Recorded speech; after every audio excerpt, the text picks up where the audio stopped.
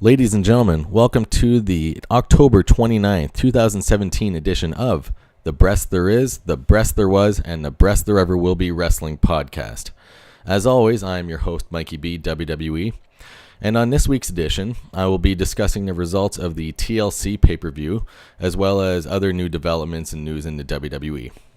So first off, allow me to discuss the results from last Sunday's pay-per-view show, Tables, Ladders, and Chairs, or TLC for short. There were 6 matches originally scheduled on the card headed into Sunday before the WWE added an impromptu matchup between Jason Jordan and Elias during the broadcast. As a result of this addition during the pay-per-view, I wasn't able, of course, to give my predictions for this match, meaning I just predicted for the 6 scheduled matches. And heading into the pay-per-view, my pay-per-view prediction record stood at 34 correct out of 63. And that was coming off the my first below 50% prediction for a pay-per-view for the Hell in a Cell pay-per-view a few weeks ago. Before that, I had gotten over 50% right on either 3 or 4 pay-per-views in a row. So, and I'm happy to announce that after getting below 50% on the Hell in a Cell pay-per-view, back to this new TLC pay-per-view, I'm back up to, I got 4 out of 6 right, which bumps my overall record to 38 out of 69. So let's review the matches that were going on at TLC on the weekend. And as anyone who is tuning into WWE regularly would know, there was some health issues for a couple of the key performers heading into Sunday. Namely Bray Wyatt and Roman Reigns. So they had to make some quick adjustments on the fly. I personally thought the event would be worse than it was, but they actually there were some high points in it for sure. But so the opening match of the night was the debut of the much hyped Asuka. And I was saying in my predictions episode that this was the most no-brainer prediction of the evening. As usually when someone debuts who's they've really generated a lot of hype for, they want to give that person a strong push at the start and let them go from there. And this, of course, was similar in that regard. So Asuka defeated Emma very soundly by submission. The second match of the evening was a match which I felt was best reserved for television or even a live house show. It was a really nothing special match in the Cruiserweight division, which was a tag team match between Cedric Alexander and Rich Swann, taking on Gentleman Jack Gallagher and the Brian Kendrick. I was incorrect in this one, as I thought that Gentleman Jack Gallagher and the Brian Kendrick had just recently formed a bit of an alliance, so I thought...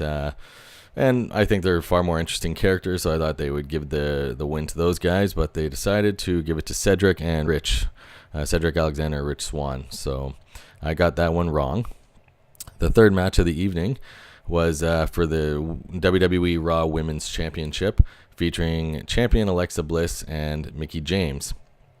Mickie James, of course, is a potential future Hall of Fame performer. She's won the women's title 6 times in the past. So they were really building this underdog comeback type of story. However, I correctly predicted that Alexa Bliss would retain her belt, and she did. Now with Asuka being in the picture, and of course you have other people like Sasha Banks and Bayley and all these other top female competitors on Monday Night Raw, that definitely adds more depth to the division on that particular show. So you can bet for sure that we're going to see an Alexa Asuka feud pretty soon. So Alexa won her belt, or retained her belt, winning that match. So going on to the fourth contest of the evening, which was for the WWE Cruiserweight Championship. It was between newly crowned champion Kalisto against Enzo Amore. Enzo Amore, it's interesting, after being such a strong babyface fan favorite, in recent weeks they've really tried changing him over to the heel character. You hear him insulting the audience, calling them losers, and things like this. And it's met with certainly a mixed reaction and a confused reaction, because With all the different catchphrases and chants that Enzo Amore and Big Cass developed together, people are still chanting with Enzo, even though he's a heel and they probably shouldn't be. So I'm curious to see if the WWE is going to continue on with this Enzo heel character angle. But either way, he's certainly one of the most interesting characters in the Cruiserweight division. And I was also correct in my prediction that Enzo, with his popularity and his likelihood to just have good programs with people, I chose him to win the belt, the Cruiserweight Championship back, and he did. So Enzo is once again the WWE Cruiserweight champion rather. Moving on to the fifth match. This one was one that was affected by the illness going around in the WWE locker room. The originally scheduled match was supposed to be the Demon Finn Balor taking on Bray Wyatt and Sister Abigail and all this stuff, continuing their program that has been going on for the last few months. But since Bray Wyatt fell ill and couldn't compete, they decided to bring over from Smackdown AJ Styles.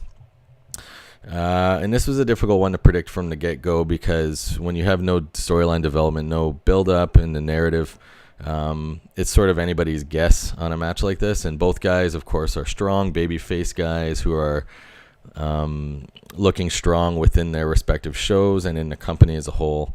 I imagined that they would somehow create some sort of a distraction with Bray Wyatt appearing on the Titantron or in some other way to distract Balor, allowing Styles to win.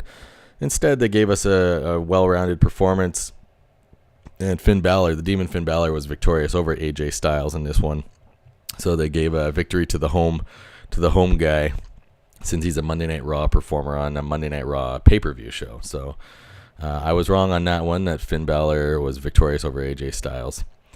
They also added that Jason Jordan Elias match, so I won't even discuss that since it was added during the show and I couldn't have predicted on it. And so heading into the main event, we had the 5-on-3 handicap TLC match, which was supposed to be a Shield reunion with Roman Reigns, Dean Ambrose, and Seth Rollins. And since Roman Reigns fell also victim to this illness backstage, we were treated to the return to Kurt Angle, which is the first time he's competed in the WWE in a ring in 11 years. So that was special on its own. But I can guarantee you the WWE was not, when they were going to make him have a return match, they were going to hype it up and advertise him much more than the few days they had to work with for this particular show. And they would have likely saved it for something like WrestleMania or Survivor Series, Royal Rumble, or SummerSlam, one of the big four cornerstone events that the WWE hosts. So instead, we got to see Kurt Angle a bit earlier than expected, competing against the team of 5 members of The Miz, Cesaro, Sheamus, Braun Strowman, and Kane. And I felt just with the change in the scheduling of this pay-per-view and all sorts of last-second changes, I felt that they were going to go with the happy, crowd-pleasing finish of Kurt Angle being victorious with Dean Ambrose and Seth Rollins. And I was right on that one. So they were victorious in this match, and that, like I said, put me at 4 out of the 6 matches with the correct, with choosing the victor correctly. So after this pay-per-view show, now we're heading into Monday Night Raw, which I can start off by saying not a great deal happened on Monday Night Raw, sadly. I was expecting a bit more since now this is the official beginning to the run of Survivor Series. Early on, Kurt Angle came out and announced that there were going to be many title versus title matches at Survivor Series. And when I say that, it is going to feature mainly all these title holders on both Monday Night Raw and Smackdown, but they will be competing in non-title matches. So we're going to have 4 of these. There's going to be the top heavyweight championship, and then there's going to be the Intercontinental versus United States champion. Then you'll have the 2 tag team champions competing against each other, as well as the women's champion for each show. So, yeah, as long as they don't, barring any new announcements, this is how it's going to be, that it's going to be all title for title matches with no title being on the line for any of these particular bouts, which is I think, kind of ridiculous and too much of a gimmick for me. If to mix things up, it'd be nice if they had some belts change hands between the shows, which would also add some more incentive for these shows to be at one another and interrupt and interfere and everything. But for now, this is what they have planned, as well as a couple Survivor Series elimination style matches. So, and Survivor Series is one of the big four, as I just mentioned a few moments ago, one of the big four pay-per-views in the WWE, and is the second longest running pay-per-view after WrestleMania. So, and they don't even have the fact that, they usually have a championship match on this show, which is, oftentimes one of the better matches in the year, since it's a heavyweight on one of the big four, and it's a staple. And I was personally lucky enough to be in attendance for the very first WWF Championship match at Survivor Series in 1991, and it proved to be a historical one, as The Undertaker defeated Hulk Hogan to win his very first WWF Championship, having debuted exactly a year before at the past year's Survivor Series. So that was amazing to me when I saw that, and the fact that was such a novelty at that point, and since then has become commonplace. I can't believe they're not having any title matches. I thought that they would certainly have the Shinsuke Nakamura and Jinder Mahal matchup. I was talking about this on podcasts prior, because that would have been a perfect venue for Nakamura to finally win the belt and to get over, and the crowd would have a huge pop. Anyways, besides learning about all these champion versus champion non-title matches, Raw also featured two of the exact same matchups from the pay-per-view show the day before, which were the Asuka Emma and the Jason Jordan Elias matchups. One new minor development is that we learned after a triple threat match with Sasha Banks, Bayley, and Alicia Fox, was that Alicia Fox, after being victorious in this match, is the surprising choice to be team captain for the Raw women's team at Survivor Series. Besides this, in a move that could be expected by anyone, Team Smackdown showed up at Raw to begin attacking the Monday Night Raw roster, setting the tone in the build-up now to Survivor Series. Even though they have done this many times over the years when Raw and SmackDown are facing off at Survivor Series, so that was really nothing new. The following night on SmackDown, also very few developments occurred on this program. And the ones that did develop were very similar to the ones on Monday Night Raw. On SmackDown Live, there was a women's fatal 5-way elimination match to determine the team captain for the women's team for Team SmackDown at Survivor Series, which was eventually won by Becky Lynch. I mean, these it's as though they try to make it sound like it's a prestigious victory to be a team captain on one of these teams. We all know that this wrestler will have no say in choosing who their teammates are. In actuality, it's who Vince McMahon and his creative team decide.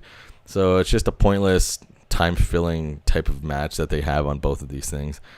There was another promo, however, for the new tag team, the Bludgeon Brothers, which is the tag team of the old Wyatt family members, Eric Rowan and Luke Harper. There is a serious need for tag team depth on both shows, so these two, I believe, will certainly help SmackDown's roster when they start appearing on the program. And the main event of SmackDown Live was between Sami Zayn and Randy Orton. The winner of this match qualifies as a member of Team SmackDown in the men's 5-on-5 elimination match at Survivor Series. And even after some distraction from Sami Zayn's good buddy Kevin Owens, new good buddy, I guess, Randy Orton, despite this, was still able to secure the victory. So Randy Orton is now inserted in as one of the 5 members in the men's Survivor Series team. So that about covers all the important events for this past week in the WWE. Don't forget to like and subscribe below if you liked what you heard. Thanks very much for listening, and see you next time.